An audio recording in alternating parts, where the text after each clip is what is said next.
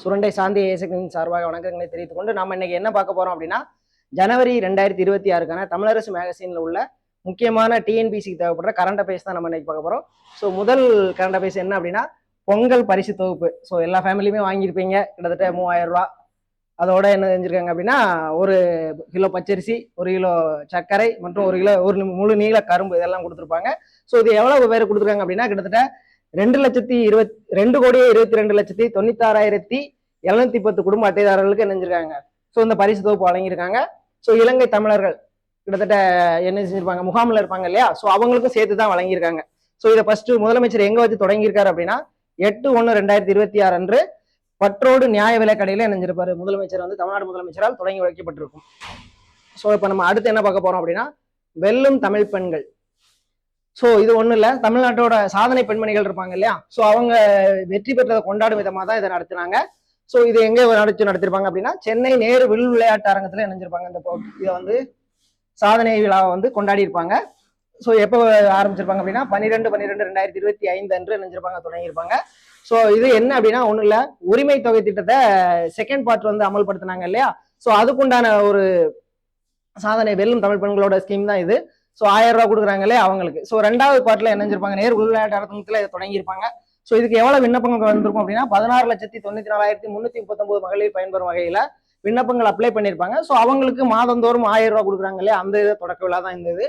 சட்டமன்ற பேரவையில இணைஞ்சிருப்பாங்க, அறிவிச்சிருப்பாங்க 27/3/2023 வந்து இது இணைஞ்சிருக்கும், ஃபர்ஸ்ட் தொடங்கியிருப்பாங்க. ஸோ முதலமைச்சர் மகளிர் உரிமை தொகை கொடுத்தாங்க இல்லையா 1000 ரூபா குடும்ப அட்டைதாரர்களுக்கு, அது முதல்ல எப்போ தொடங்கியிருப்பாங்க அப்படின்னா 27/3/2023 அன்று அறிவிக்கப்பட்டு பேரறிஞர் அண்ணா பிறந்த நாளான 15/9/2023 இணைஞ்சிருப்பாங்க, அமல்படுத்திருப்பாங்க. ஸோ ஒவ்வொரு குடும்பத்திற்கும் இணைஞ்சிருப்பாங்க மாதந்தோறும் 15ஆம் தேதிக்குள்ள இணைஞ்சிருப்பாங்க அப்படின்னா அவங்களோட வங்கி கணக்குல வரவு வச்சிருப்பாங்க. ஸோ முதற்கட்டத்தில் எங்க காஞ்சிபுரத்தில் தொடங்கியிருப்பாங்க. பயனாளிகள் எவ்வளவு பேர் அப்படின்னா 1,13,00,000 பயனாளர்கள் குடும்பத்துக்கு இணைஞ்சிருக்காங்க, மாதந்தோறும் வழங்கிட்டு இருக்காங்க. ஸோ ஒவ்வொரு மாதம் 15ஆம் தேதி இணைஞ்சிருப்பாங்க, வங்கியில வரவு வச்சிருப்பாங்க. ஸோ இதே ஸ்கீம் இப்போ எந்தெந்த ஸ்டேட்ல எல்லாம் இம்ப்ளிமெண்ட் பண்ணியிருக்காங்க அப்படின்னு பார்த்தோம் அப்படின்னா கர்நாடகா, ஜார்க்கண்ட், இமாச்சல பிரதேசம், மேற்கு வங்கம், சிக்கிம். ஸோ இப்படி ஒரு 10 மாநிலம், இந்தியாவில் உள்ள 10 மாநிலங்கள் இணைஞ்சிருக்காங்க அப்படின்னா நம்ம தமிழ்நாடை பின்பற்றி மகளிர் உரிமை தொகை இணைஞ்சிருக்காங்க அப்படின்னா இந்த ஸ்கீமை இம்ப்ளிமெண்ட் பண்ணியிருக்காங்க. இதே மாதிரி தோழி விடுதிகள் மற்றும் சமூக நலன் மற்றும் மகளிர் உரிமை தொகையின் கீழே இணைஞ்சிருக்காங்க. பல்வேறு மாவட்டங்களில் இந்த ஸ்கீம் எல்லாமே இம்ப்ளிமெண்ட் பண்ணிட்டு இருக்காங்க. அதாவது ஃபார்ம் பெற்று அந்த பயனாளிகளை தேர்ந்தெடுத்து அவங்களுக்கு இணைஞ்சிருக்காங்க, மாதந்தோறும் 1000 ரூபா வழங்கிட்டு வர்றாங்க. ஸோ அது இதுக்கு சீஃப் கெஸ்டா யார் கலந்துக்கிட்டாங்க அப்படின்னா கல்பனா சாவ்லா விருது பெற்ற எழிலரசி அப்படிங்கிறவங்க நினைஞ்சாங்க, சீஃப் கெஸ்டா வந்து கலந்துக்கிட்டாங்க இந்த கூட்டத்துக்கு. நேரு விளையாட்டு அரங்கத்தில் நடந்துச்சு இல்லையா, அந்த மீட்டிங்கு நினைஞ்சாங்க, எழிலரசி தான் சீஃப் கெஸ்டா வந்திருந்தாங்க.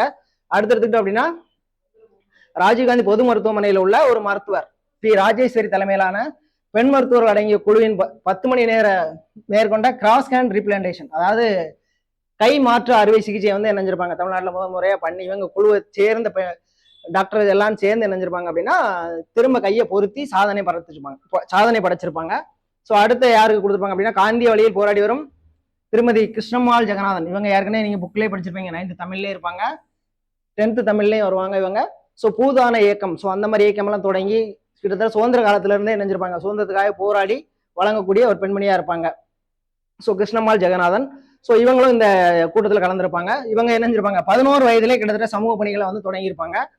அதே மாதிரி கள போராட்டம், சட்ட போராட்டம், பலாயிரம் ஏக்கர் நிலத்தை இணைஞ்சிருப்பாங்க. அதான் சொன்னேன் பூதான இயக்கம் அப்படின்னு சொல்லியிருந்தேன் இல்லையா. ஸோ அவங்க பெற்று அதை இணைஞ்சிருப்பாங்க, ஒடுக்கப்பட்டோர் மகளிர் பேர்ல இணைஞ்சிருப்பாங்க, பெற்று தந்திருப்பாங்க. அடுத்ததுக்கு அப்படின்னா காஞ்சிபுரத்தை சேர்ந்த பேட்மிண்டன் விளையாட்டு வீராங்கனை 2024 பாரா ஒலிம்பிக்னா என்னன்னு உங்களுக்கே தெரியும். ஸோ ஊனமுற்றவங்களுக்காக நடக்கக்கூடிய ஒரு விளையாட்டு போட்டி தான் பாரா ஒலிம்பிக் போட்டி. ஸோ அதுல வெள்ளிப்பதக்கம் வென்றது, முதல் முறையா வெள்ளிப்பதக்கம் வென்றவர் யார் அப்படின்னா செல்வி துளசிமதி முருகேசன். ஸோ இவங்களும் கலந்திருப்பாங்க. ஸோ பாரா ஒலிம்பிக் ஃபைனல்ஸ் வரை சென்ற முதல் இந்திய பாரா பேட்மிண்டன் வீராங்கனை. ஸோ பாரா ஒலிம்பிக்ல அப்படின்னாலே நான் என்ன சொன்னேன் அப்படின்னா ஊனமுற்றவங்களுக்காக நடைபெறக்கூடிய போட்டி தான் அந்த பாரா ஒலிம்பிக் போட்டி. அதுல இறுதி வரை சென்ற முதல் இந்திய வீராங்கனை யார் அப்படின்னா செல்வி துளசிமதி முருகேசன். ஸோ இவங்க தான் வந்து போயிருப்பாங்க போட்டியில என்று. ஸோ அடுத்து எடுத்துக்கிட்டோம் அப்படின்னா பாலின வள மையம், ஜெண்டர் ரிசோர்ஸ் சென்டர். ஸோ இதுக்கு இன்னொரு பேர் என்ன அப்படின்னா வானவில் மையம் அப்படின்னு சொல்லுவாங்க. ஸோ இது எந்த லெவல்ல நடைபெறுது அப்படின்னா வட்டார லெவல், பிளாக் லெவல்ல நினைஞ்சிருக்காங்க அப்படின்னா மகளிர் மற்றும் குழந்தைகள் பாதுகாப்பு, ஸோ உதவி, அதுக்கடுத்து அவங்களுக்கு உண்டான அதிகாரம் அளிக்கிறது. ஸோ இதுக்காக தொடங்கப்பட்டதான் என்னது அப்படின்னா பாலின வள மையம். ஸோ வன்கொடுமையால் பாதிக்கப்பட்டவங்களை இவங்க எல்லாம் இணைஞ்சிருப்பாங்க, இந்த மையத்துல வச்சு ஆலோசனை வழங்குறது மற்றும் அவங்களுக்கு தேவையான காவல் உதவி மற்றும் என்ன செஞ்சிருப்பாங்க, மருத்துவ உதவிகளை என்ன செய்யும் தமிழ்நாடு அரசால் வழங்கப்படுகிறது. இந்த சென்டர் வள மையத்தின் மூலமாக வழங்குறாங்க. அடுத்து வந்து பெரியாரோட முக்கிய கருத்து ஏற்கனவே நீங்க ஸ்கூலுக்குள்ளே படிச்சிருப்பீங்க. சொத்துரிமை இல்லாதது, அதே மாதிரி பெண்களுக்கு கல்வி கொடுக்கணும், அதே மாதிரி வேலை வாய்ப்பு கிடைக்க செய்யணும். ஸோ இது கிடைச்சாலே என்ன செய்யலாம், பெண்கள் வந்து அவங்கவுங்க அவங்களுடைய தேவைகளை நிறைவேற்றி வாழலாம் அப்படிங்கிறத பெரியார் முன்னாடியே சொல்லியிருப்பாரு. ஸோ பெண் அடிமைத்தனத்தை ஒழிய வேண்டும் என்றால் அதற்கு என்ன செய்யலாம், வேணும் சொத்துரிமை கொடுக்கணும், பெண்களுக்கு கல்வி கொடுக்கணும், அதே மாதிரி வேலை கிடைச்சிச்சு அப்படின்னால அவங்கள பாத்துக்கிடுவாங்க. அதே மாதிரி 1989 இணைஞ்சிருக்காங்க, குடும்ப சொத்துல பெண்களுக்கும் சம உரிமை உண்டு அப்படின்னு சொன்னது யார் அப்படின்னா பெரியார் சொல்லியிருப்பாரு. அதன் அடிப்படையில் தமிழ்நாடு அரசு 1989 இதுக்குண்டான சட்டத்தை வந்து இயற்றியிருப்பாங்க. ஸோ இப்போ நம்ம அடுத்து பார்த்தோம் அப்படின்னா காவல்துறையில் இந்தியாவிலே முதலியா பெண்களை நியமனம் பண்றதுக்கு பெண்களை அப்பாயின்மெண்ட் பண்ணது யாரு அப்படின்னா டாக்டர் கலைஞர் அவர்களால் தான் இணைஞ்சிருப்பாங்க. காவல்துறையில் பெண்களை முதல்ல அப்பாயின்மெண்ட் பண்ணியிருப்பாங்க. அடுத்து இந்தியா முழுவதும் தொழிற்சாலைகள் எடுத்துக்கிட்டோம் அப்படின்னா வேலை பார்க்கின்ற பெண்களில கிட்டத்தட்ட 43% பெண்கள் எங்க தான் இருக்காங்க அப்படின்னா நம்ம தமிழ்நாட்டு சேர்ந்த பெண்களா தான் இருக்கிறாங்க. ஸோ அடுத்து எடுத்துக்கிட்டோம் அப்படின்னா மதுரை டிஎன் ரைசிங் முதலீட்டாளர்கள் மாநாடு நம்ம ஏற்கனவே நவம்பர் டிசம்பர்லேயே பார்த்துருப்போம். முதலீட்டாளர் மாநாடு ஏற்கனவே கோயம்புத்தூர்ல நடைபெற்றிருக்கும். ஸோ அதுக்கு அடுத்த மாநாடு எங்க நடந்திருக்கு அப்படின்னா மதுரையில் நடந்திருக்கு. ஸோ இது வந்து எப்போ நடந்துச்சு அப்படின்னா 7/12/2025 நடந்திருக்கும்.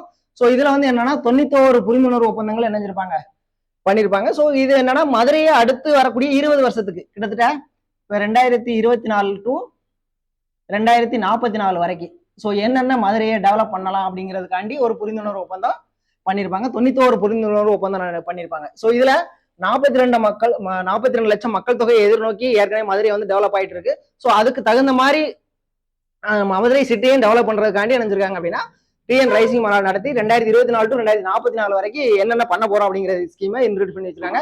இதனுடைய முக்கிய இது யார் அப்படின்னா நகர ஊரமைப்பு இயக்கம் டிடிசிபி. ஸோ இவங்க தான் வந்து நினைச்சிருக்காங்க இதுக்குண்டான திட்டத்தை வந்து இம்ப்ளிமெண்ட் பண்ணியிருக்காங்க, தயாரிச்சு கொடுத்துருக்காங்க தமிழ்நாடு அரசுக்கு. ஸோ அடுத்து எடுத்துக்கிட்டோம் அப்படின்னா தமிழ்நாடு பொம்மைகள் உற்பத்தி கொள்கை 2025.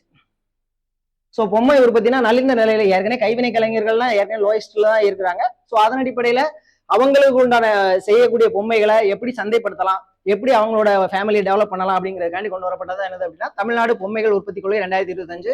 ஸோ இதன் அடிப்படையில் விளாச்சேரி, தஞ்சாவூர், அம்பாசமுத்திரம் போன்ற பகுதிகளில் உள்ள கைவினை கலைஞர்களோட பாரம்பரிய பொருட்கள்லாம் தயாரிக்கிறது, அவங்கள உற்பத்தி திறனை உயர்த்துறது, அவங்கள டெவலப் பண்றது, அவங்கள ஏற்றுமதி பண்ண வைக்கிறது, சந்தைப்படுத்தல். ஸோ இந்த மாதிரி கொள்கைக்காக கொண்டு வரப்பட்டதா என்னது அப்படின்னா தமிழ்நாடு பொம்மைகள் உற்பத்தி கொள்கை 2025.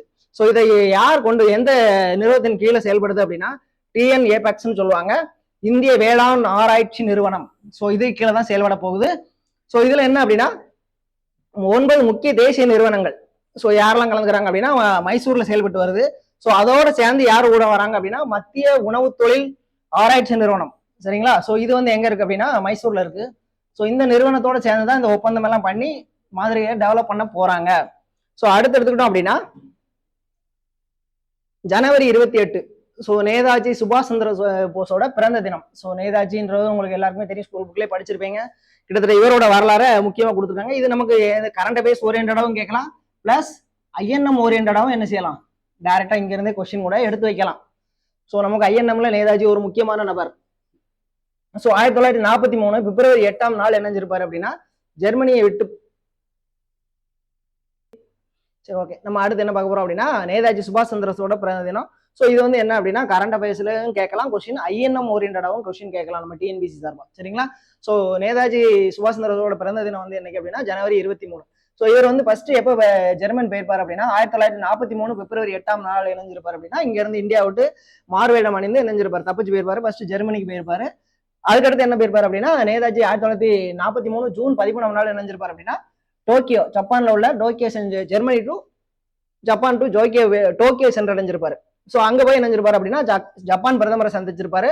அவர் என்ன சொல்லியிருப்பாரு அப்படின்னா இங்கிலாந்தை தோற்கடித்தது இணைஞ்சிருப்போம், இந்தியாவுக்கு நாங்க சுதந்திரம் தருவோம் அப்படின்னு சொல்லி ஜப்பான் பிரதமர் வந்து சொல்லியிருப்பாரு. ஸோ ஜப்பான் பாராளுமன்றத்துல இணைஞ்சிருப்பாரு, ஜப்பான் பிரதமர் அறிவிச்சிருப்பாரு. ஸோ அதுல இருந்து ஜப்பான்ல இருந்து பிறப்பிட்டு மறுபடியும் இணைஞ்சிருப்பாரு, சிங்கப்பூருக்கு போயிருப்பாரு. சிங்கப்பூர்ல தான் இணைஞ்சிருப்பாரு, தற்கால அரசாங்கத்தை இணைஞ்சிருப்பாரு. ஏற்கனவே நேதாஜி சுபாஷ் சந்திர போஸ் அமைச்சிருப்பாரு. ஸோ ராஜ்பிகாரி போஸ் என்பவர் தான் இணைஞ்சிருப்பாரு அப்படின்னா நேதாஜி கிட்ட. ஸோ நம்மளோட இந்திய ஆர்மி இருக்கு இல்லையா, ஸோ அந்த பொறுப்புகள் எல்லாமே ராஜ்பிகாரி போஸ் தான் நேதாஜி வந்து அவர்கிட்ட இணைஞ்சிருப்பாரு, ஒப்படைச்சிருப்பாரு. ஸோ 5000 இந்தியர்கள் முன்னிலையில இந்திய தேசிய ராணுவத்துக்கு இணைஞ்சிருப்பாரு. தலைமை பொறுப்பை வந்து ராஜாஜி ஏற்றிருப்பாரு. ஸோ அப்பதான் இணைஞ்சிருப்பாங்க அப்படின்னா அவருக்கு நேதாஜி பட்டம் அப்படின்ற பட்டத்தை வந்து கொடுத்துருப்பாங்க. ஸோ அதுக்கப்புறம் இணைஞ்சிருப்பாங்க அப்படின்னா அடுத்த நாள் இணைஞ்சிருப்பாரு டெல்லியை நோக்கி செல் அப்படி இல்லைன்னா டெல்லி செலோ. ஸோ இப்படியும் கொஸ்டின் கேட்கலாம். ஸோ இந்த வாசகம் வந்து ரொம்ப ஃபேமஸான வாசகம், கிட்டத்தட்ட முன்னாடியே டிஎன்பிசி எல்லாம் கேட்டிருக்காங்க. டெல்லி செலோ அல்லது டெல்லியை நோக்கி சொல். ஸோ இந்த முழக்கத்தை வந்து சொன்னது யார் அப்படின்னா நேதாஜி சுபாஷ் சந்திர போஸ் தான். ஸோ ஜூலை 6ஆம் நாள் இணைஞ்சிருப்பாரு நேதாஜி விடுத்த அழைப்பை ஏற்று ஜப்பான் பிரதமர் இணைஞ்சிருப்பாரு அப்படின்னா அவர் யாரு அப்படின்னா தோஜோ ஸோ அப்படின்றத இணைஞ்சிருப்பாரு. வருகை தந்து அணிவகுப்பை, ஸோ இந்திய ராணுவம் இருக்கு இல்லையா, ஸோ அந்த அணிவகுப்பு வந்து இணைஞ்சிருப்பாரு, பார்வையிட்டிருப்பாரு. ஸோ அதுக்கப்புறம் எடுத்துக்கிட்டோம் அப்படின்னா 1943 அக்டோபர் 21ஆம் நாள் இணைஞ்சிருப்பாங்க நேதாஜி இந்திய சுதந்திர அரசாங்கத்தை அமைச்சிருப்பாரு. நான் சொன்னாலே சிங்கப்பூர்ல அமைச்சிருப்பாங்க. ஸோ அதுல எல்லாமே அமைச்சர்கள் எல்லாம் ஆரம்பிச்சு ஸோ இந்திய தற்காலிக அரசாங்கத்தை இணைஞ்சிருப்பாங்க, நடத்திட்டு வந்திருப்பாங்க. ஸோ 1943 நவம்பர் 6ஆம் நாள் இணைஞ்சிருப்பாரு அப்படின்னா அந்தமான் நிக்கோபார் தீவுக்கு இணைஞ்சிருப்பாரு. நேதாஜி அவர்களோட அரசாங்கத்தில் ஒப்படைப்பதாக ஜப்பான் பிரதமர் தோஜோ வந்து இணைஞ்சிருப்பாரு, அறிவிச்சிருப்பாரு. ஸோ அந்தமான் நிக்கோபார் தீவுல இந்தியாவுக்கு அர்ப்பணிக்க போறதா யார் சொல்லியிருப்பா, ஜப்பான் பிரதமர் தோஜோ அவர்கள் அறிவிச்சிருப்பாரு. ஸோ அதுக்கடுத்து இணைஞ்சிருப்பாங்க அப்படின்னா சுதந்திர இந்தியாவோட முதல் நிலப்பகுதியை நேதாஜி இணைஞ்சிருப்பாரு, வென்றிருப்பாரு. ஸோ 1944 பிப்ரவரி 4ஆம் நாள் இணைஞ்சிருப்பாரு அப்படின்னா ரங்கூன். ஸோ இந்த பிளேஸை விட்டு புறப்பட்டு எங்க வந்திருப்பாங்க அப்படின்னா காலான் ஆற்றங்கரையில் உள்ள கைக்டவ் அப்படின்ற இடத்துக்கு இணைஞ்சிருப்பாங்க அப்படின்னா நம்மளோட ராணுவம் இந்திய ராணுவம் வந்து சேர்ந்திருக்கும். ஸோ இங்க இணைஞ்சிருப்பாங்க அப்படின்னா இங்கிலாந்து ராணுவத்தை சேர்ந்த நீக்ரோ வீரர்களை இணைஞ்சிருப்பாங்க, வெற்றி பெற்று அவங்கள வந்து தோற்கடிச்சிட்டு அதை எடுத்து இணைஞ்சிருப்பாங்க வல்லட்பா டோல்மி ஆகிய இடங்களை இணைஞ்சிருப்பாங்க. அங்க இருந்து பார்த்தோம் அப்படின்னா 40 மைல் தூரத்துல என்ன செய்யும் இந்தியாவோட எல்லையை வந்து கண்டுபிடிச்சிருப்பாங்க. ஸோ அடுத்து வந்து மவுடாக் என்னும் இடத்துல இணைஞ்சிருப்பாங்க அப்படின்னா இங்கிலாந்து படைகளை இரவோடு இரவா வெரைட்டி அடிச்சுட்டு நம்மளோட இந்திய தேசிய கூட இணைஞ்சிருப்பாங்க அப்படின்னா ஏற்றி வைத்து தேசிய கீதத்தை உணர்ச்சி மயமா இணைஞ்சிருப்பாங்க, பாடியிருப்பாங்க. ஸோ அடுத்து நம்ம பார்க்க போறது என்ன அப்படின்னா உலக மாற்றுத்திறனாளிகள் தினம். ஸோ எப்ப அப்படின்னா டிசம்பர் 3. ஸோ இதுக்கு என்ன செஞ்சிருக்கு 2025ஆம் ஆண்டுக்கான உலக மாற்றுத்திறனாளி தினத்தோட தீம் என்ன செஞ்சிருக்காங்க அப்படின்னா fostering disability inclusive societies for advancing social progress. So இதுதான் அதனுடைய தீம். ஸோ இவங்களோட மாதாந்திர அதாவது மாற்றுத்திறனாளிகளோட ஏற்கனவே வாழ்க்கைன்றது ரொம்ப ஒரு சவாலான விஷயம் தான் அவங்க வாழ்றது. ஸோ அவங்களுக்கான உதவித்தொகை பராமரிப்பு உதவித்தொகை வந்து என்ன செஞ்சிருக்கு அப்படின்னா நம்ம தமிழ்நாடு அரசு 1500 ரூபாயிலிருந்து 2000 ரூபாயை உயர்த்தி வழங்குறாங்க. ஸோ அதே மாதிரி மாணவிகள் இருப்பாங்க இல்லையா ஊனமுற்றவங்க, ஸோ அவங்களுக்காக கல்வி உதவி இணைஞ்சிருக்காங்க அப்படின்னா 2 மடங்கா இணைஞ்சிருக்கு தமிழ்நாடு அரசு வந்து உயர்த்தி வழங்குது. ஸோ அதுக்கப்புறம் எடுத்துக்கிட்டோம் அப்படின்னா நகர்ப்புற அமைப்பு உள்ளாட்சி அமைப்புகள் எல்லாம் என்ன செஞ்சிருக்காங்க நம்ம தமிழ்நாடு அரசுல நியமனம் பண்றாங்க, மாற்றுத்திறனாளிகளை நியமனம் பண்றாங்க, ஓட் போட்டு தேர்ந்தெடுத்துக்கல அப்பாயின்மெண்ட் தான் பண்றாங்க, நியமனம் பண்றாங்க. ஸோ அதன் அடிப்படையில் நகர்ப்புற உள்ளாட்சி அமைப்புகளில் மாற்றுத்திறனாளிகளை நியமன முறையில் உறுப்பினராக திருத்த சட்டம் கொண்டு வந்திருப்பாங்க தமிழ்நாடு அரசு. 16/4/2025 அன்று முதலமைச்சர் சட்டமன்றத்தில் இணைஞ்சிருப்பாரு, அறிவிச்சிருப்பாரு. ஸோ அதன் அடிப்படையில 650 மாற்றுத்திறனாளிகள் நகர்ப்புற உள்ளாட்சி அமைப்புகளில் நியமனம் பண்ணுவாங்க. அடுத்து வந்து 12,913 மாற்றுத்திறனாளிகள் எங்க கிராம பஞ்சாயத்துல அவங்கள நியமனம் பண்றாங்க. அடுத்து எடுத்துக்கிட்டோம் அப்படின்னா 388 உறுப்பினர்களை மாற்றுத்திறனாளிகளை எங்க பண்றாங்க அப்படின்னா ஊராட்சி ஒன்றியங்களிலும், அதே மாதிரி 37 மாற்றுத்திறனாளிகளை எங்க பண்றாங்க அப்படின்னா மாவட்ட ஊராட்சிகளிலும் நியமனம் பண்றாங்க. ஸோ இவங்க ஓட்டு போட்டு தேர்ந்தெடுக்க மாட்டாங்க, தமிழ்நாடு அரசால் ஒன்லி நியமனம் மட்டும்தான் பண்றாங்க. ஸோ அடுத்து ரொம்ப ரொம்ப ரொம்ப இம்பார்ட்டன்டான நியூஸ். ஸோ அடுத்து வரக்கூடிய எக்ஸாம்ஸ்ல என்ன செய்யலாம் கொஸ்டின் கேட்கலாம். இது ஒன்று யூனிட் 6. ஸோ நம்ம அங்கே உள்ள நியூஸோட அட்டாச் ஆகும். அப்படி இல்லை அப்படின்னா கரண்ட் அஃபேர்ஸ் ஓரியன்டாகவும் கொஸ்டின் கேட்கலாம். ஸோ இது வந்து ரொம்ப இம்பார்ட்டன்டான பார்ட்டு இந்த ஜனவரி மந்த் கரண்ட் அஃபேர்ஸ்ல. ஸோ முதல்ல இது என்ன அப்படின்னா பொருணை அருங்காட்சியகம். ஸோ ஆல்ரெடி பொருணைன்றது உங்களுக்கே தெரியும், தாமிரபரணி ஆற்றோட இன்னொரு நேம் தான் என்னது அப்படின்னா பொருணை. தாமிரபரணி ஆறு கிட்டத்தட்ட உங்க ஜியாகிரபி புக்லேயே படிப்பீங்க, கிட்டத்தட்ட 365 நாள் வற்றாம ஓடக்கூடிய ஒரே ஒரு நதி எது அப்படின்னா தாமிரபரணி நதி தான். ஸோ இதனால சேவை அதாவது வளம் அடையக்கூடிய மாவட்டங்கள் எதனா அப்படின்னு பார்த்தோம் அப்படின்னா திருநெல்வேலியும் தூத்துக்குடியும். ஸோ இந்த மாவட்டங்கள் எல்லாமே செழிப்பாகிறது காரணம் இந்த தாமிரபரணி நதி தான். ஸோ என்னுடைய நேம் தான் என்னது அப்படின்னா பொருணை நதி அப்படின்னு சொல்லுவாங்க. ஸோ அதன் பெயர்ல என்னஞ்சிருக்காங்க அப்படின்னா பொருணை அருங்காட்சியகம் எப்போ ஓபன் பண்ணிருக்காங்க அப்படின்னா 20/12/2025. இது திருநெல்வேலியில தான் இருக்குது, சரிங்களா? திருநெல்வேலியில ரெட்டியார்பட்டி பக்கம் போனீங்க அப்படின்னா பொருணை அருங்காட்சியகம்னே ஒரு அருங்காட்சியகம் இருக்குது.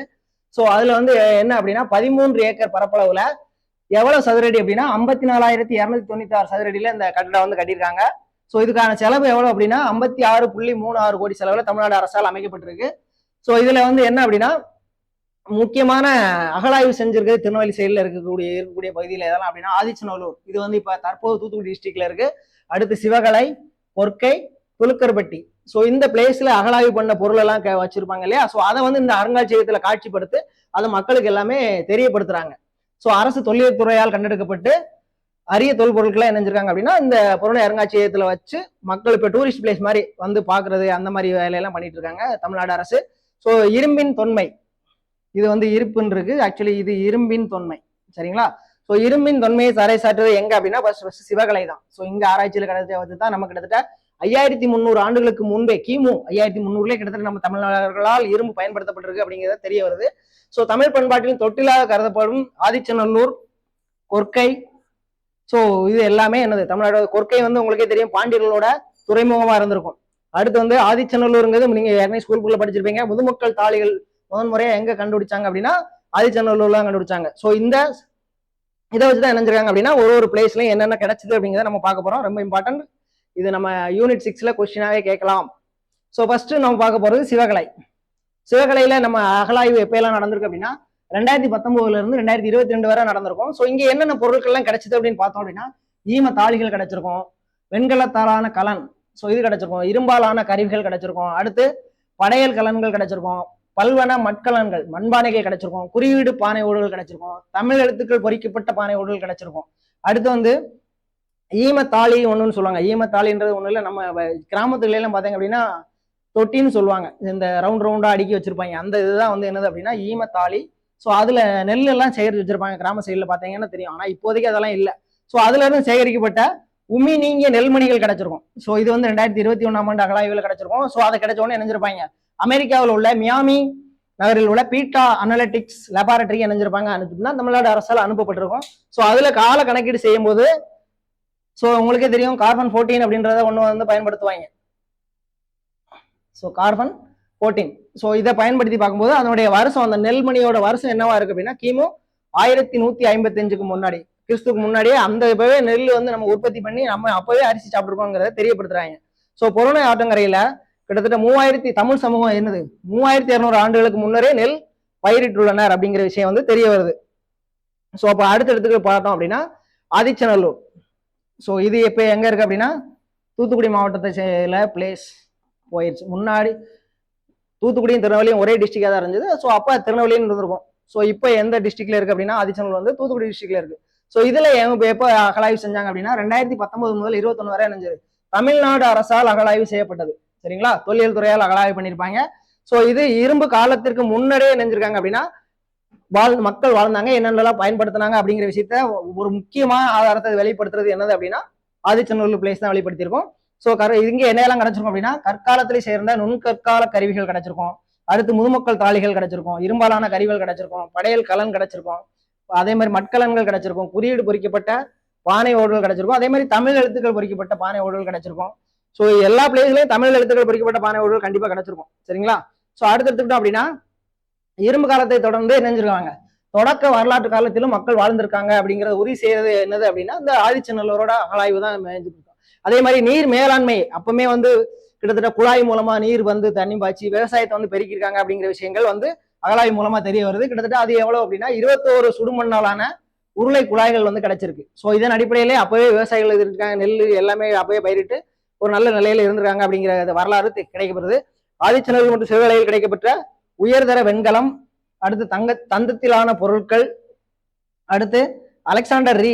ஸோ இவர் வந்து உங்களுக்கே தெரியும் ஆதிச்சநல்லூர்ல அகழாய்வு பண்ணியிருப்பாரு. நீங்க 11th ஹிஸ்டரி போய் படிச்சீங்க அப்படின்னா இவர் வந்து வருவார், எந்த வருஷம் அகழாய்வு பண்ணாரு, என்னென்ன பொருட்கள்லாம் கிடைச்சாரு அப்படிங்கிற விஷயங்கள்லாம் தெரிஞ்சிருக்கும். ஸோ அதனுடைய தொல்பொருட்கள் எல்லாமே இணைஞ்சிருக்காங்க அப்படின்னா இப்ப இந்த புறநகை அருங்காட்சியகத்துல வந்து காட்சிப்படுத்தியிருக்காங்க, சரிங்களா. ஸோ அடுத்து எடுத்துக்கிட்டோம் அப்படின்னா தமிழ்நாட்டின் இரும்பின் தொன்மை. ஸோ நான் முன்னாடியே சொன்னேன் சிவகலையில் அகழாய்வு பண்ணும்போது என்னஞ்சிருப்பாங்க கிட்டத்தட்ட நம்ம இரும்போட பயன்பாடு தமிழர்கள் 5300 ஆண்டுகளுக்கு முன்பே நம்ம பயன்படுத்தியிருக்கோம் அப்படிங்கிற விஷயத்த சொன்னேன். ஸோ அதுதான் இங்கேயும் சொல்லியிருப்பாங்க. சிவகலையில கிட்டத்தட்ட அகழாய்வு பண்ணும்போது 3300 ஆண்டுகளுக்கு முன்பே என்னஞ்சிருக்காங்க அப்படின்னா தமிழர்கள் இரும்பு பயன்படுத்தியிருக்காங்க. ஸோ ஆதிச்சநல்லூர் எடுத்துக்கிட்டோம்னா கிமு 2613 நினைஞ்சிருக்காங்க, இரும்போட பயன்பாடு வந்து கிடைச்சிருக்கும். ஸோ இதெல்லாம் அடிப்படையில நம்ம தமிழர்கள் வந்து எப்ப இரும்பு பயன்பாடை ஸ்டார்ட் பண்றாங்களா கிட்டத்தட்ட கிமு 5300 ஆண்டுகளுக்கு முன்பே நினைஞ்சிருக்கோம் அப்படின்னா இரும்பு வந்து பயன்படுத்தியிருக்கோம். அடுத்து எடுத்துக்கிட்டோம் அப்படின்னா துலுக்கர்பட்டி. ஸோ இதுவும் வந்து திருநெல்வேலி டிஸ்ட்ரிக்ட்ல தான் இருக்கு. ஸோ இங்கேயும் அகழாய்வு இணைஞ்சிருக்காங்க, நடைபெற்று கொண்டு இருக்கிறது. ஸோ இதுல எப்போ அகழாய்வு பண்ணியிருப்பாங்க அப்படின்னா 2021ல இருந்து 23 வரைக்கும் நினைஞ்சிருப்பாங்க அகழாய்வு செஞ்சிருப்பாங்க. ஸோ இதுல என்னென்ன பொருட்கள்லாம் கிடைச்சிருக்குன்னு பார்த்தோம் அப்படின்னா, வெள்ளி முத்திரையிடப்பட்ட நாணயம் கிடைச்சிருக்கும், தந்தத்திலான பொருட்கள் கிடைச்சிருக்கும், அடுத்து கண்ணாடி கிடைச்சிருக்கும், கண்ணாடி மணிகள் கிடைச்சிருக்கும், சுடுமண் மணிகள் கிடைச்சிருக்கும், சூது பவளம் கிடைச்சிருக்கும், அக்கேட் செவ்வந்தி, அடுத்து பளிங்கி கற்கள். ஸோ இந்த மாதிரி பொருட்கள் எல்லாமே கிடைச்சிருக்கும். ஸோ இது எல்லாமே கல்மணிகள். ஸோ அடுத்து எடுத்துட்டோம் அப்படின்னா இரும்பு பொருட்களாலான உருவங்கள், அதே மாதிரி சுடுமண்ணாலான உருவங்கள், அதே மாதிரி சக்கரங்கள். ஸோ இது எல்லாமே எங்க கிடைச்சிருக்கும் அப்படின்னா துலுக்கரப்பட்டியில் கிடைச்சிருக்கும். அதே மாதிரி தமிழ் எழுத்து பொறிக்கப்பட்ட பானை ஓடுகள் கிடைச்சிருக்கும். ஸோ இது என்னது, கிட்டத்தட்ட 5000க்கும் மேற்பட்ட குறியீடுகள் பொறிக்கப்பட்ட பானைகளும் என்னஞ்சிருக்கு துலுக்கரப்பட்டியில கிடைச்சிருக்கு. ஸோ அடுத்து எடுத்துக்கிட்டோம் அப்படின்னா கொற்கை. ஸோ முன்னாடியே சொன்ன மாதிரி பாண்டியர்களோட முக்கிய துறைமுகமா இருந்தது என்னது அப்படின்னா அந்த கொற்கை. ஸோ பாண்டியர்களின் தலைநகரமாகவும் துறைமுக நகரமாகவும் விளங்கியது என்னது அப்படின்னா கொற்கை தான் கிடைச்சிருக்கும். இது சங்க இலக்கியங்களிலே குறிப்பிடப்பட்டிருக்கும், நீங்க ஸ்கூல் புக்லேயே படிச்சிருப்பீங்க. ஸோ இது எப்போ அப்படின்னா 1968-69லயும் அடுத்து 2021-21 ஆண்டுகள்லயும் ஆராய்வு நடைபெற்றிருக்கும். ஸோ இதுல என்னென்ன பொருட்கள்லாம் கிடைச்சிருக்கு அப்படின்னா கண்ணாடி மணிகள், அடுத்து கண்ணாடி வளையல், சங்கு வளையல்கள், சுடுமண் மணிகள், அரிய கல்மணிகள், அடுத்து வட்ட சில்லுகள், சுடுமண் உருவங்கள், அடுத்து வந்து இரும்பு பொருட்கள், செம்பு பொருட்கள், அடுத்து சுடுமண்ணால் செய்யப்பட்ட துளையிடப்பட்ட குழாய்கள், அடுத்து சங்ககால செப்பு காசுகள், ரோம் நாட்டு அரிட்டன் வகை பானை ஓடுகள். ஸோ இது வந்து ரொம்ப இம்பார்ட்டன். இந்த ஒருவர் எங்கெங்க பொருள் கிடைச்சிச்சுங்கிறத என்ன செய்யலாம் பொறுத்து கூட நம்ம கொஸ்டின் கேட்கலாம். ஸோ ரோம் நாடு எடுத்துக்கிட்டோம் அப்படின்னா அரிட்டன் வகை பானை. அடுத்து வந்து சீன நாட்டுல வந்து என்ன கிடைச்சிருக்கு, செலட்டான் வகை பானை ஓடுகள் கிடைச்சிருக்கும். அடுத்து மெல்லி முத்திரை காசுகள் கிடைச்சிருக்கும். வடக்கத்திய மெருகூட்டப்பட்ட கருப்பு நிற பானை ஓடுகள் கிடைச்சிருக்கும். கங்கை சமவெளியை சேர்ந்த கருப்பு நிற பூச்சி பெற்றுள்ள பானை ஓடுகள் கிடைச்சிருக்கும். அதே மாதிரி கிமு 8ஆம் நூற்றாண்டுக்கு முன்னரே துறைமுகமாக செயல்பட்டது என்னது அப்படின்னா அந்த கொற்கை தான். ஸோ பாண்டியர்களோட துறைமுகமாக செயல்பட்டிருக்கும். இங்க இருந்தா நினைஞ்சிருப்பாங்க முத்தை வந்து பர்ச்சேஸ் பண்ணிருப்பாங்க அப்படிங்கிற விஷயம், சாலமன் மன்னருக்கு அணிஞ்சிருப்பாங்க, அனுப்பி வச்சிருப்பாங்கிற விஷயத்த நீங்க ஸ்கூல் புக்லேயே படிச்சிருப்பீங்க. ஸோ அடுத்து வந்து நம்ம அடுத்து பார்க்க போறது என்ன அப்படின்னா நலம் காக்கும் ஸ்டாலின் திட்டம். ஸோ இது வந்து என்ன அப்படின்னா மருத்துவ சேவைக்காக தொடங்கப்பட்ட, தமிழ்நாடு அரசால் தொடங்கப்பட்டது தான் நலம் காக்கும் திட்டம். ஸோ இதுவரை என்னஞ்சிருப்பாங்க அப்படின்னா தமிழ்நாடு அரசால் கிட்டத்தட்ட 632 முகாம்கள் நடத்தப்பட்டிருக்கும். ஸோ இதுல பயனடைந்த நபர்கள் எத்தனை பேர் இருக்காங்க அப்படின்னா 9,86,732 நபர்கள் பயனடைஞ்சிருப்பாங்க. ஸோ இது முதலமைச்சரால் எப்போ தொடங்கப்பட்டது அப்படின்னா 2/8/2025 அன்று சென்னையில Santhome Saint Bede's Anglo Indian மேல்நிலைப் பள்ளியில் இணைஞ்சிருப்பாங்க. ஃபர்ஸ்ட் தொடங்கி வச்சிருப்பாங்க. இது என்ன அப்படின்னா உயர் மருத்துவ சேவை முகாம் வழங்கக்கூடிய திட்டம் தான் இந்த நலம் காக்கும் திட்டம். ஸோ இதுக்காக தமிழ்நாடு அரசால் ஒதுக்கப்பட்ட தொகை எவ்வளவு அப்படின்னா ஒரு நபருக்கு 1.08 லட்சம் வரை இணைஞ்சிருக்காங்க செலவு செய்யலாம் அப்படிங்கிறது. ஒரு முகாமுக்கு ரூபாய் 1.08 லட்சம் வரைக்கும் ஒரு முகாம் நடத்துறதுக்கு செலவு பண்றாங்க. ஸோ கிட்டத்தட்ட 1256 முகாம் நடத்துறதுக்கு இணைஞ்சிருக்காங்க. 13.58 கோடி வந்து தமிழ்நாடு அரசால் ஒதுக்கீடு செய்யப்பட்டிருக்கு. ஸோ அடுத்து வந்து இதுல முன்னுரிமை யாரு கொடுக்குறாங்க அப்படின்னா அதாவது மருத்துவ சேவைகள் குறைவாக இருக்கும் இல்லையா, ஸோ அந்த பகுதிகளுக்கு தான் கொடுக்குறாங்க. ஸோ ஊரக பகுதிகள், குடிசை பகுதிகள், அதே மாதிரி பழங்குடியினர் அதிகமாக வாழக்கூடிய இடம், ஸோ இந்த மாதிரி இடத்துல நினைஞ்சிருக்காங்க அப்படின்னா நலம் காக்கும் திட்டத்தோட முகாம் வந்து முன்னுரிமை கொடுத்து நடத்துறாங்க. ஸோ இதுல என்னென்ன யார் யார் பயன்படுவாங்க அப்படின்னு பாத்தீங்க அப்படின்னா 40 வயதுக்கு மேற்பட்ட நீரிழிவு நோய், அதாவது சுகர் சொல்றோம் இல்லையா அது, அதே மாதிரி பிபி உயர் ரத்த அழுத்த நோயால் பாதிக்கப்பட்டவங்க, ஸோ அடுத்து மனநல பாதிப்படையோர், அதாவது இதய நோயாளிகள், கர்ப்பிணி பெண்கள், ஸோ பாலூட்டும் தாய்மார்கள், வளர்ச்சி குன்றிய குழந்தைகள், ஸோ இவங்களுக்காக, அதே மாதிரி மாற்றுத்திறனாளிகள், ஸோ இவங்க எல்லாருமே இணைஞ்சுக்கலாம் அப்படின்னா அந்த முகாம்ல கலந்துக்கலாம். ஸோ அடுத்து என்ன பார்க்க போறோம் அப்படின்னா அழிந்து வரும் உயிரினங்களை பாதுகாக்க முன்னோடி திட்டம். ஸோ கிட்டத்தட்ட இது தமிழ்நாடு அரசால் தொடங்கப்பட்டதுதான். கிட்டத்தட்ட 4 இனங்கள் கிட்டத்தட்ட அழிவுல இருக்கு, ஸோ அதை பாதுகாக்கணுங்கிறதுக்காண்டி கொண்டு வரப்பட்டதான் இந்த உயிரினங்களை பாதுகாக்கக்கூடிய முன்னோடி திட்டம். ஸோ அதுல ஃபர்ஸ்ட் வந்து என்ன அப்படின்னா மேற்கு தொடர்ச்சி மலையில காணக்கூடிய சிங்கவால் குரங்குகள். ஸோ இப்போ நீங்க சைட்ல பாத்தீங்க அப்படின்னா உங்களுக்கு தெரியும் வந்தா இருக்கு இல்லையா, ஸோ இதுதான் வந்து சிங்கவால் குரங்கு, வால் வந்து சிங்கத்திருவு மாதிரியே இருக்கும். அடுத்து எடுத்துக்கிட்டோம் அப்படின்னா சென்னை முள்ளலி, ஸோ இது இரவு நேரத்துல மறைந்து வாழக்கூடிய ஒரு உயிரினம். ஸோ அடுத்து வந்து எடுத்துக்கிட்டோம் அப்படின்னா ஆந்திர பிரதேசம் மற்றும் கேரளா வறண்ட காணப்படும் இந்த சென்னையிலே இருக்கு முள்ளலி, அதே மாதிரி எங்கெல்லாம் இருக்கு அப்படின்னா ஆந்திர பிரதேசம் மற்றும் கேரளாவில் இருக்கு. ஸோ அடுத்து எடுத்துக்கிட்டோம் அப்படின்னா வரி கழுதை புலி. ஸோ இது வந்து என்ன அப்படின்னா இது ரொம்ப அழிவு நிலையில் இருக்கக்கூடிய ஒரு விலங்கு. ஸோ இதையும் பாதுகாக்காண்டி தான் கொண்டு வந்திருப்பாங்க. இதை வந்து இயற்கை தோட்டி அப்படின்னு சொல்லுவாங்க. அதே மாதிரி நோய்களை கட்டுப்படுத்துவதில் முக்கிய பங்கு வகிப்பது என்னது அப்படின்னா இந்த வரி கழுதை புலி தான். அடுத்து வந்து என்னது அப்படின்னா ஒரு மீன் சொல்லியிருப்பாங்க, அது அந்த மீனோட பேர் என்ன அப்படின்னா கூம்பு தலை மக்ஷீர் மீன். ஸோ இது எங்க வாழுது அப்படின்னா மோயார் ஆறுன்றது நீங்க ஸ்கூல் புக்ல படிப்பீங்க. ஸோ அந்த ஆற்றுல வாழக்கூடிய ஒரு மீனினம். ஸோ இதையும் அழிந்து வரும் நிலையில இருக்கக்கூடியது. ஸோ இதெல்லாம் பாதுகாக்கிறதுக்காக இந்த திட்டம் தமிழ்நாடு அரசால் தொடங்கப்பட்டிருக்கு. ஸோ மார்ச் 2025 இணைஞ்சிருப்பாங்க அப்படின்னா நம்மளோட சட்டமன்றத்தில் அறிவிச்சிருப்பாங்க. அதன் அடிப்படையில் இதை பாதுகாக்க கொண்டு வர போறாங்க. ஸோ 2022 ஆண்டில் இணைஞ்சிருப்பாங்க. ஸோ என்னென்ன இதெல்லாம் கொண்டு வந்திருக்காங்க அப்படிங்கிற ஒரு இதெல்லாம் நம்ம ஸ்கூல் அந்த இதுல தமிழரசு மேகசின்ல கொடுத்துருக்காங்க. அதன் அடிப்படையில் முதல் கடற்பசு பாதுகாப்பு காப்பகம். ஸோ இது எங்க கொண்டு வந்துருக்காங்க அப்படின்னா பாக் விரிகுடா. ஸோ இந்த பகுதியில் இணைஞ்சிருக்காங்க அப்படின்னா முதல் கடற்பசு பாதுகாப்பு சரணாலயம் வந்து கொண்டு வந்திருப்பாங்க. ஸோ அடுத்து எடுத்துக்கிட்டோம் அப்படின்னா 2022 கடவுர் அப்படின்ற பதிவில் இணைஞ்சிருப்பாங்க அப்படின்னா தேவாங்கு சரணாலயம் அப்படின்ற விஷயத்தை கொண்டு வந்திருப்பாங்க. ஸோ இதுதான் வந்து தேவாங்கு. ஸோ இந்த இதான் இணைஞ்சிருக்காங்க அப்படின்னா கொண்டு வந்திருக்காங்க. அடுத்து 2023 இணைஞ்சிருப்பாங்க நீலகிரி வரையாடு திட்டம். ஸோ நீலகிரிங்கிறது வரையாடுங்கிறது உங்களுக்கே தெரியும், நம்ம தமிழ்நாட்டோட மாநில விலங்கு. ஸோ அதுவும் அழிவு நிலையில இருக்கு. ஸோ அதையும் வந்து இம்ப்ளிமெண்ட், அதாவது இம்ப்ரூவ் பண்ணணும், அழிந்து வரக்கூடிய நிலையில இருக்கக்கூடியதை மறுபடியும் இன்க்ரீஸ் பண்ணணுங்கிறதுக்காண்டி கொண்டு வரப்பட்டதான் நீலகிரி வரையாடு திட்டம். ஸோ ஸோ இது எல்லாமே எதுக்கு ஈக்குவலா இருக்கு அப்படின்னு பார்த்தீங்க அப்படின்னா நம்ம இந்த ஸ்கீம் எல்லாமே குன்மிங் மாண்ட்ரில் உலகளாவிய பல்லுயிர் கூட்டமைப்போட 30x30. ஸோ இந்த திட்டத்துக்கு இணையா இந்த 4 திட்டமும் நம்ம கொண்டு வரோம் அப்படிங்கிற விஷயத்த நம்ம அதனோட ஒத்து போகிறது அப்படிங்கிற மாதிரி சொல்லியிருக்காங்க. சரிங்களா? ஸோ அப்போ அடுத்து என்னென்ன இதெல்லாம் முக்கியமான நியூஸ் என்னென்னதெல்லாம் இருக்குன்ற விஷயத்த பார்க்க போறோம். கிட்டத்தட்ட ராஜாஜி அவங்களோட 147வது பிறந்த தினம் என்னைக்கு அப்படின்னா டிசம்பர் 10 சரிங்களா? 10/12/2025. ஸோ அடுத்து வந்து மதுரை மேலமடை. ஸோ இதுல என்ன செஞ்சிருப்பாங்க அப்படின்னா ஒரு 150 கோடியில இணைஞ்சிருப்பாங்க. கட்டப்பட்டுள்ள 4 வழித்தட சாலையோட ஒரு மேம்பாலம் வந்து கட்டியிருப்பாங்க. ஸோ அந்த மேம்பாலத்துக்கு யாருடைய பேர் வச்சிருக்காங்க அப்படின்னா வீரமங்கை வேலு நாச்சியார் மேம்பாலம் அப்படின்றத முதல்வர் ஸ்டாலின் அவர்களால் 7/12/2025 அன்னைக்கு இணைஞ்சிருப்பாங்க, ஓபன் பண்ணி வச்சிருப்பாங்க. ஸோ அடுத்து நாகூர் கனிபா, இது எல்லாருமே கேள்விப்பட்டிருப்பீங்க. கிட்டத்தட்ட ஒரு முஸ்லீம் நபர், கிட்டத்தட்ட கலைஞரோட பாடல்கள் அதிகமா பாடினது யாரு அப்படின்னா இவர் தான். ஸோ இவர் வந்து இவருக்காண்டி 100ஆண்டு விழா இணைஞ்சிருப்பாங்க, நினைவு மலர் ஒன்று வெளியிட்டிருப்பாரு. அதை யார் வெளியிட்டிருப்பா அப்படின்னா துணை முதலமைச்சர் உதயநிதி அவர்களால் வெளியிடப்பட்டிருக்கும். ஸோ இவருக்கு 20/12/2025 அன்று நாகப்பட்டினத்துல எங்க நடத்திருப்பாங்க அப்படின்னா நாகப்பட்டினத்தில் உள்ள தமிழ்நாடு டாக்டர் ஜெயலலிதா மீன்வள பல்கலைக்கழகத்துல இணைஞ்சிருப்பாங்க. இவரோட 100ஆண்டு விழா மலரை வந்து வெளியிட்டிருப்பாங்க. ஸோ அடுத்து 7/12/2025 எல்லாருக்குமே தெரிஞ்சதுதான் கொடி நாள். ஸோ இதுல ராணுவத்துக்கு வீரர்களுக்காண்டி இணைஞ்சிருப்பாங்க அப்படின்னா வசூல் பண்ணி அது அவங்களுடைய குடும்ப நலனுக்காக தமிழ்நாடு அரசு எல்லா கவர்மெண்ட்டும் சேர்ந்து வழங்கக்கூடிய ஒரு இதுதான் என்னது அப்படின்னா கொடி நாளுக்கான நிதி உதவி. ஸோ அடுத்தடுத்துட்டு அப்படின்னா 23/12/2025 அன்று இணைஞ்சிருப்பாங்க பெருநகர சென்னை மாநகராட்சி சார்பில் விக்டோரியா பொது அரங்கத்துல இணைஞ்சிருப்பாங்க. இது ரூபாய் என்னது 32.62 கோடி. ஸோ இது 3262 கோடி இல்ல, 32.62 கோடி செலவுல இணைஞ்சிருப்பாங்க அப்படின்னா விக்டோரியா அரங்கத்தை வந்து புனரமைக்காங்க. சரிங்களா? ஸோ அடுத்து பார்த்தோம் அப்படின்னா வெற்றி நிச்சயம் திட்டம். ஸோ வெற்றி நிச்சயம் திட்டம்ன்றது தமிழ்நாடு அரசால் தொடங்கப்பட்ட ஒரு திட்டம் தான். ஸோ வேலை இல்லாத இளைஞர்களுக்கு குறுகிய கால திறன் பயிற்சி வழங்கக்கூடிய திட்டம் தான் என்னது அப்படின்னா வெற்றி நிச்சயம் திட்டம். ஸோ அடுத்த திட்டம் அப்படின்னா சென்னை பன்னாட்டு விமான நிலையத்துக்கு அருகில் இணைஞ்சிருவாங்க 1 ஏக்கர் நிலப்பரப்புல 39 கோடியே 20 லட்சம் ரூபாய் செலவுல இணைஞ்சிருக்காங்க அப்படின்னா தமிழ்நாடு ஹஜ் இல்லம். ஸோ முஸ்லீம் அவங்களுக்கு ஹஜ் பயணம் போறதுதான் அவங்களோட பெரிய ஒரு சாதனையா இருக்கும். எல்லாருமே விருப்பப்படக்கூடிய முஸ்லீம் மக்கள் விருப்பப்படக்கூடியது என்னது ஹஜ் பயணம். ஸோ அதுக்காக ஒரு இல்லம் வந்து தமிழ்நாடு அரசால் கட்டப்பட்டது. எங்கன்னா சென்னை விமான நிலையத்துக்கு அருகில் 1 ஏக்கர்ல 30 கோடியே 20 லட்சம் ரூபாய் செலவுல கட்டுறாங்க. ஸோ இது வந்து யாரு கண்ட்ரோல்ல வருது அப்படின்னா பிற்படுத்தப்பட்டோர் மிகவும் பிற்படுத்தப்பட்டோர் நலத்துறை இருக்கும் இல்லையா, சிறுபான்மை நலத்துறை. ஸோ அவங்க சார்பாக இணைஞ்சிருக்காங்க அப்படின்னா கெட்ட போறாங்க. ஸோ அதுக்குண்டான அடிக்கலை வந்து இணைஞ்சிருப்பாரு அப்படின்னா தமிழ்நாடு முதலமைச்சர் வந்து அடிக்கல் நாட்டிருப்பாரு.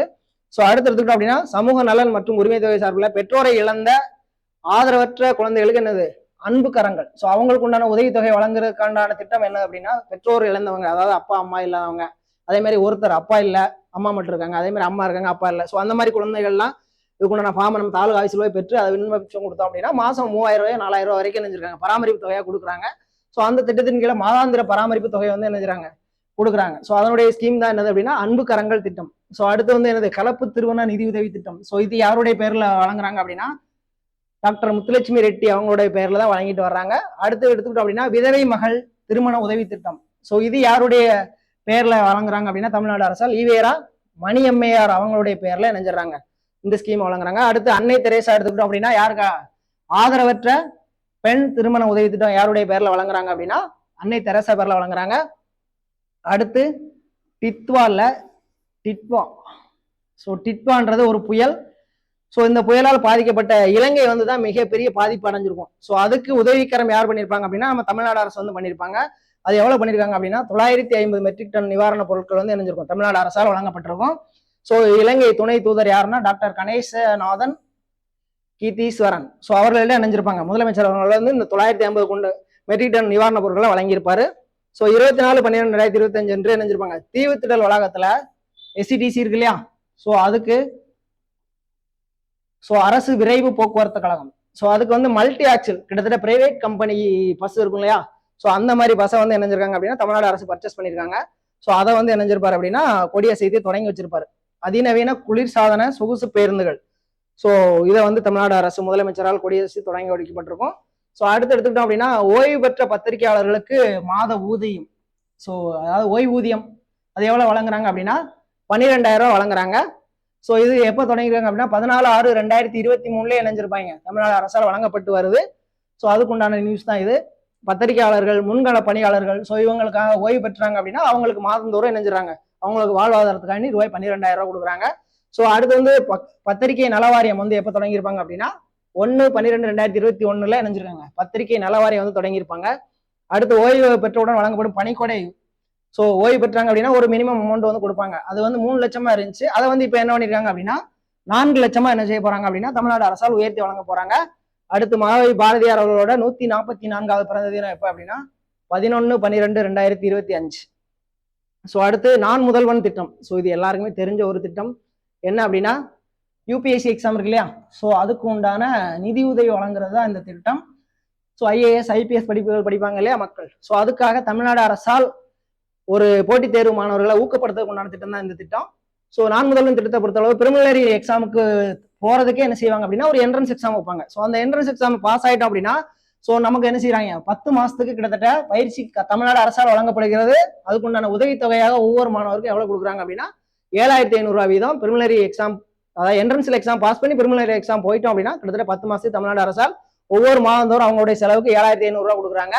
ஸோ அடுத்து முதன்மை தேர்வுக்கு தகுதி, பிரிமினரி எக்ஸாம் பாஸ் ஆயிட்டோம் அப்படின்னா அடுத்து வந்து என்ன செய்யறாங்க முதன்மை மெயின்ஸ் எக்ஸாம் ப்ரிப்பேர் பண்ணுவோம் இல்லையா, ஸோ அதுக்கு கிட்டத்தட்ட எவ்வளவு தமிழ்நாடு அரசு கொடுக்குறாங்க அப்படின்னா 25,000 ரூபாய் வரைக்கும் ஒரு நபருக்கு கொடுக்குறாங்க. ஸோ அடுத்து மெயின்ஸ் எக்ஸாம் முடிச்சாச்சு, மெயின்ஸ் எக்ஸாமும் பாஸ் பண்ணிட்டோம் அப்படின்னா அடுத்து என்னது நேர்முக தேர்வு இன்டர்வியூ இருக்கு இல்லையா, ஸோ அதுக்கு போகிறோம் அப்படின்னா அதுக்கு எவ்வளவு கொடுக்குறாங்க அப்படின்னா தமிழ்நாடு அரசால் ரூபாய் 50,000 வரைக்கும் என்ன செய்யறாங்க அப்படின்னா நிதி உதவி என்ன செய்யறாங்க தமிழ்நாடு அரசால் வழங்கப்படுகிறது.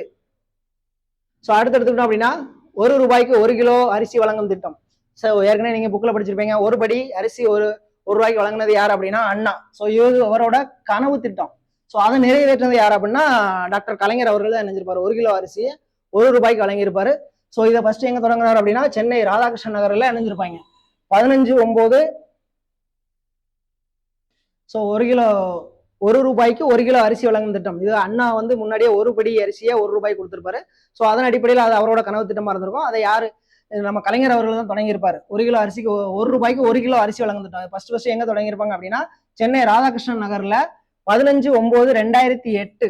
சரிங்களா, ஸோ அப்போ வந்து கலைஞர் அவர்களால் தொடங்கி வைக்கப்பட்டிருக்கும். அடுத்து இது ஏற்கனவே நம்ம நவம்பர் டிசம்பர்லேயே பார்த்திருக்கோம், தூய்மை பணியாளர்களுக்கு உணவு திட்டம். ஸோ காலை மதியம் இரவு, ஸோ 3 வேளையும் ரொட்டேஷன்ல வருவாங்க இல்லையா, ஸோ அவங்களுக்கு தமிழ்நாடு அரசு என்ன செய்யறது அப்படின்னா அவங்களுக்கு உண்டான தேவையான உணவு வழங்குறாங்க. அதே மாதிரி தூய்மை பணியாளர் நல வாரியம் வந்து ஃபர்ஸ்ட் எங்க தொடங்கியிருப்பாங்க அப்படின்னா நம்ம தமிழ்நாட்டில் தான் தொடங்கியிருப்பாங்க. எந்த வருஷம் அப்படின்னா 2007 தொடங்கியிருப்பாங்க. ஸோ இது ஃபர்ஸ்ட் தொடங்கினது எங்க அப்படின்னா சென்னை கலாவாணர் அரங்கத்தில் தொடங்கியிருப்பாங்க. ஸோ படிப்படியா எல்லா மாவட்டத்துக்கும் என்ன செய்யறாங்க அப்படின்னா இம்ப்ளிமெண்ட் பண்ணிட்டு வராங்க. 15/12/2025 தொடங்கியிருப்பாங்க. ஸோ அடுத்தடுத்து வரக்கூடிய மாதங்களில் என்ன செய்யறாங்க அப்படின்னா ஒவ்வொரு நகராட்சி ஃபர்ஸ்ட் மாநகராட்சியில தொடங்கியிருப்பாங்க. அடுத்து வந்து நகராட்சி உள்ளாட்சி அமைப்புகளில் இருக்கக்கூடிய எல்லா ஏரியாவிலும் இம்ப்ளிமெண்ட் பண்றதுக்கு பிளான் பண்ணியிருக்கு தமிழ்நாடு அரசு. ஸோ அடுத்து எடுத்துக்கிட்டோம் அப்படின்னா குறுவை சாகுபடி. ஸோ இதை எடுத்துக்கிட்டோம் அப்படின்னா 2025ஆம் ஆண்டு குறுவை சாகுபடி பருவத்தில் கிட்டத்தட்ட 6.13 லட்சம் ஏக்கர் நெல் சாகுபடி இணைஞ்சிருக்கோம் அப்படின்னா நம்ம தமிழ்நாடு அரசால் உற்பத்தி பண்ணி கிட்டத்தட்ட மிகப்பெரிய சாதனையே பண்ணியிருக்கோம். 2021 முதல் ஒவ்வொரு ஆண்டு வேளாண்மைக்கான தனி நிதிநிலை பட்ஜெட்டை பொறுத்தளவு நம்ம என்ன செய்யறோம் அப்படின்னா 2 இதாக பட்ஜெட் தாக்கல் பண்றோம். ஒன்று வேளாண்மைக்கு, இன்னொன்று நார்மலா ஒவ்வொரு வருஷமும் என்னென்ன ஸ்கீம்ஸ் இம்ப்ளிமெண்ட் பண்ண போறாங்கிறத 2 பட்ஜெட்டை நம்ம தாக்கல் பண்றோம். ஸோ அதன் அடிப்படையில் 2021 முதல் தமிழ்நாடு அரசு என்ன செய்யுது அப்படின்னா வேளாண்மைக்கு தனி நிதிநிலை பட்ஜெட்டை தாக்கல் பண்ணிட்டு வர்றாங்க. அடுத்து குறுவை சிறப்பு தொகுப்பு திட்டம். ஸோ இதுக்காக தமிழ்நாடு அரசு எவ்வளவு ரூபாய் ஒதுக்கியிருக்கு அப்படின்னா 82,77,00,000 ரூபாய் வரை நிதி ஒதுக்கீடு. எந்த மாவட்டத்துக்கு மட்டும் அப்படின்னா டெல்டா மாவட்டங்களுக்கு மட்டும். டெல்டானா உங்களுக்கே தெரியும், ஆறு ஓடக்கூடியது, கடற்கரை ஒட்டுநாப்பில் இருக்கக்கூடிய பகுதிகள் தான் என்ன செய்யுது டெல்டா மாவட்டங்கள்னு சொல்லுவாங்க. கிட்டத்தட்ட தஞ்சாவூர் அந்த ரீஜியன். சரிங்களா, ஸோ தமிழ்நாட்டில் குறுவை சாகுபடி, சொர்ணாவாரி பருவம், இது எல்லாமே உங்க ஜாக்கிரதையில் படிச்சிருப்பீங்க. ஸோ அதுக்காக சிறப்பு தொகுப்பு திட்டத்துக்கு தமிழ்நாடு அரசு எவ்வளவு நிதி ஒதுக்கியிருக்கு அப்படின்னா 132,17,00,000 ரூபாய் வரைக்கும் நிதி என்ன செஞ்சிருக்கு ஒதுக்கியிருக்காங்க. ஃபர்ஸ்ட் பார்த்தது நிதி வந்து டெல்டா மாவட்டத்துக்கு. இது வந்து என்ன அப்படின்னா மற்ற மாவட்டங்களுக்கு, டெல்டா அல்லாத மற்ற மாவட்டங்களுக்கு எவ்வளவு நிதி ஒதுக்கியிருக்காங்க அப்படின்னா 132 கோடியே 17 லட்சம் ரூபாய் வரைக்கும் ஒதுக்கியிருக்காங்க. ஸோ ஜனவரி 30ன்றது உங்களுக்கு தெரியும், அண்ணல் காந்தியடிகளோட நினைவு நாள். கிட்டத்தட்ட 47ல சுதந்திரம் அடையும், 48 ஜனவரி 30ல இணைஞ்சிருப்பாரு. கோட்ஸே அவர்களால் காந்தி இணைஞ்சிருப்பாங்க, சுட்டு கொண்டிருப்பாங்க. ஸோ அதன் அடிப்படையில் காந்தியோட நினைவு அப்படின்னா ஜனவரி 30. ஸோ அடுத்து தாய் மாணவர் திட்டம். ஸோ எப்போ தொடங்கினாங்க அப்படின்னா 12/8/2025 தொடங்கியிருப்பாங்க. ஸோ இது என்ன அப்படின்னா மூத்த குடிமக்கள் இருப்பாங்க இல்லையா, 70 வயசுக்கு மேற்பட்ட மக்கள், அதாவது என்னது அப்படின்னா குழந்தைகள் இல்லாத தாய் தந்தை இருப்பாங்க இல்லையா, ஸோ அவங்களை வந்து ரேஷன் கடைக்கு போறதுங்கிறது கஷ்டம். ஸோ அப்ப இப்போ 2வது வாரம் சனிக்கிழமை என்ன செய்வாங்க அப்படின்னா, சனிக்கிழமையும் ஞாயிற்றுக்கிழமையும் டைரக்டா அவங்களோட வீட்டுகளுக்கே போய் வழங்குறது தான் என்னது அப்படின்னா தாய் மாணவர் திட்டம். ஸோ இந்த 70 வயசுன்றதை இப்ப எவ்வளவு வயசா குறைச்சிருக்காங்க அப்படின்னா 65 வயசா இணைஞ்சிருக்காங்க. 1/11/2025 முதல் மாத்திருக்காங்க. ஸோ இதை வந்து என்ன அப்படின்னா ரேஷன் பொருட்கள் நேரடியாக வீட்டுக்கே கொண்டு போய் ரேஷன் எம்ப்ளாய் வந்து கொண்டு போய் கொடுப்பாங்க. ஸோ அடுத்து இந்தியன் சுகுவாஸ் அகாடமி சார்பில் இணைஞ்சிருக்காங்க. சென்னையில் நடைபெற்ற போட்டியில எஸ்டிஏடினா உங்களுக்கே தெரியும் என்னது, நம்ம ஏற்கனவே இதுக்கு முன்னாடியே நவம்பர் டிசம்பர்லேயே பார்த்துருக்கோம், sports development authority of Tamil Nadu.